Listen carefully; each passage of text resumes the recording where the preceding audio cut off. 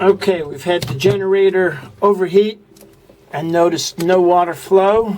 You need extensions for that or anything? No, I've got this 716 hex head gasoline generator. And yeah, give me an extension. I'll use it like a screwdriver. Okay.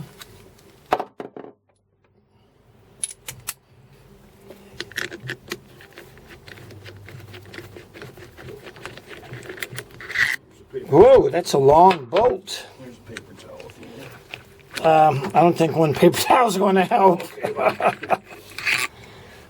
2.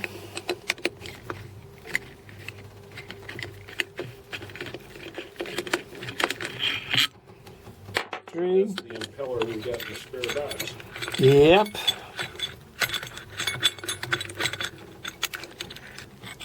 4.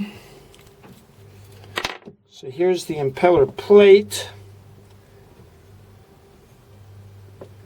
Okay. And let me get a flashlight that works. Where's your big flashlight?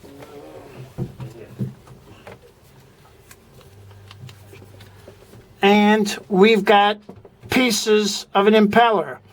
How about small channel locks or large needle nose pliers?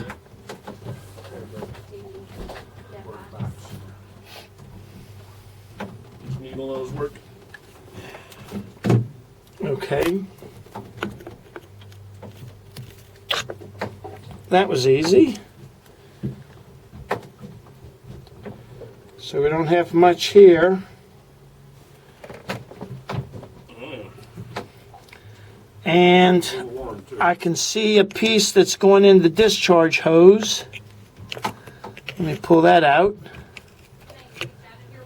So there's a piece right there. Okay, grab this piece. There's one vein. And the strange part about it was that piece was in the intake hose, not the discharge hose.